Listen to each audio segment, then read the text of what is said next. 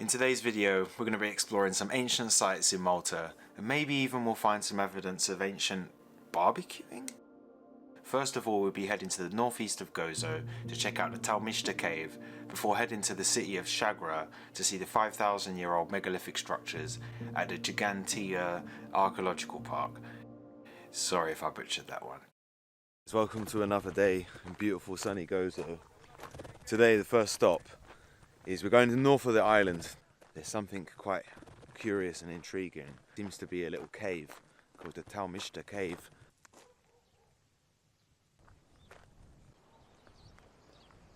See this view. It's probably the first real sandy beach that I've seen since I've been here. But the whole landscape just looks beautiful. Let's see if we can find this cave. It seems like someone's house is up here.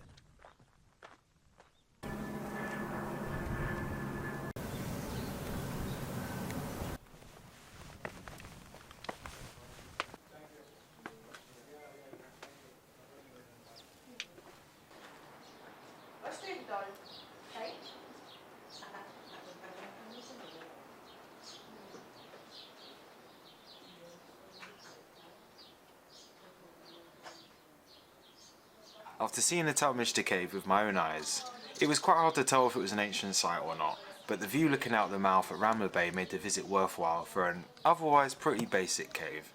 I tried to find out some information online about the cave, and I didn't really find much other than some DJ performances, so I took one last look at the view, and I headed to the site that's even older than Stonehenge.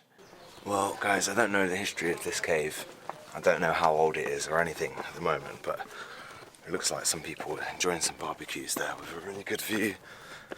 Definitely worth a look, just for the amazing view that you have of Ramla Bay and Ramla Beach. Little glimpse into the past, the history of barbecuing. So I'm pretty sure it was for, maybe one section was for sleeping, who knows. Onwards and upwards, on to the next location. Interesting, this is the only house that's down here, and they have a sign on it with a little money box that says you can place tips in here, you can tip them for cleaning the cave. What if the cave isn't even ancient? What if these people in this house just built it as a way to collect money? No, I'm joking. I'll let you guys decide. What do you think? Do you think it's an ancient relic, or do you think it's something modern? It's quite hard to tell, to be honest. Now, taking the time to visit archaeological sites when you travel is always a bit of the shot in the dark, because you don't know if it's going to be interesting or whether it's just going to feel like looking at a bunch of rocks. But the entry costs just €10, and it also grants you access to the 18th century Takola windmill as well, which I didn't go into, but it was still cool to see a windmill, you know. It's been a while. Now, before you actually get to see the beauty and the presence, the real up-close Ggantija temples, they have a really interesting walkthrough exhibit where you can see all sorts of artifacts, things they recovered from the cave, from the temples, things they recovered from the temples, everything from bits of animal bone to cute little figurines that they made, a lot of them depicting what it seems like their own people, which, when you look at them, these people definitely were well fed. I don't know if they were just eating potatoes and bread, but yeah, they weren't the tallest people, and they definitely had quite a chunky build, let's say. So, Guys, they had cartons of whole milk back then and olives. What's on the Neolithic menu? Olives, blackberries, maybe some goat meat.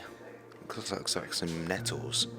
So that one there, exhibit number 1, is obsidian. Wow.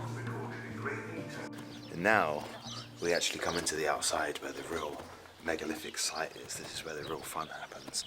So far we can't see much of anything, but we're about to get a glimpse of this site that's even older than Stonehenge in the UK. This is what we're seeing.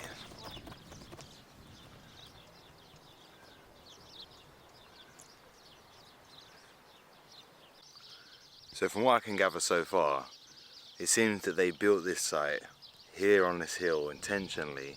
Some of these rocks up to 8 meters tall. Definitely seems like they wanted to have a good view of the surrounding area, but also it was put that way on purpose so that I think people would be able to see it visibly. Now, considering these people were pretty porky, definitely on the chubby, thick side, it says that the main reason they would have put a site here like this is because they had access to the sea. And the one they have nearby is Ramla Bay, and it seems like maybe that's how it could have been water in the middle, and with some farming and making food, I think that's how they ended up so fat. So guys, this part of the site, which a lot of people are walking past, says this was discovered in 1949, and they think that this part of the cave back in the day would have been a rubbish dump. So it seems like fly tipping is not really as new as we think it was. These cute little lizards just chilling here. They're literally everywhere. So that each port ascends slightly beyond the one beneath it. The sample unit to the left is both the larger and the older.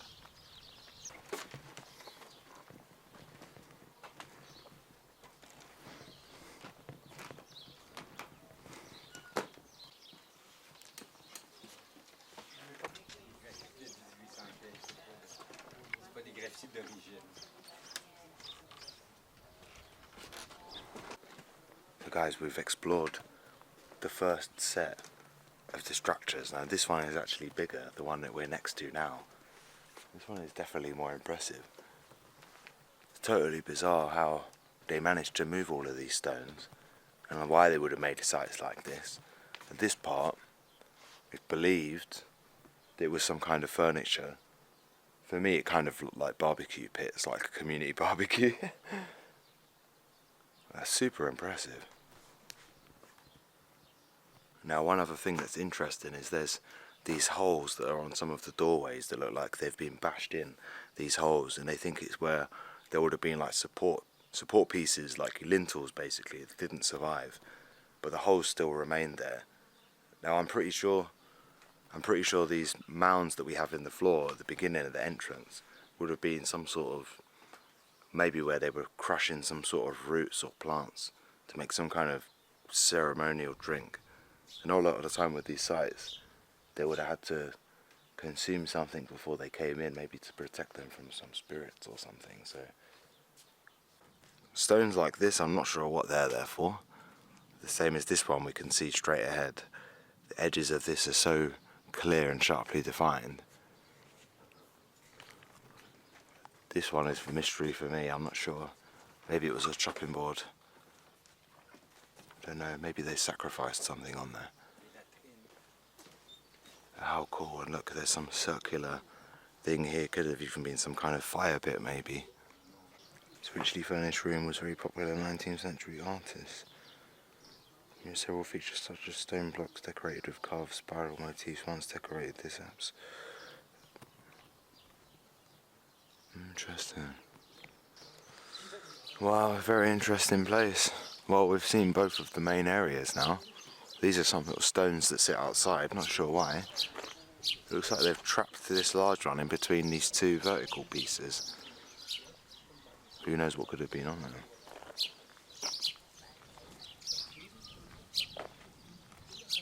So guys, if you're interested in going to see this megalith site and you're into old stuff, especially if you've gone to visit somewhere like Stonehenge, you know, this Ggantija temple's megalithic site is older than Stonehenge. But when you pay €10 for an adult to get in, it also gives you entry to this lighthouse.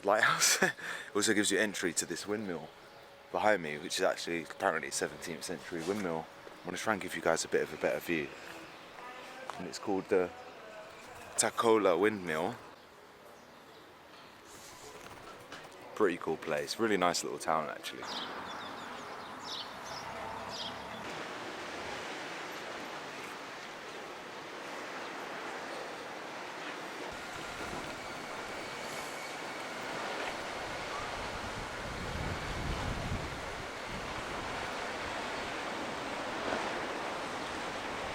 Amazing place.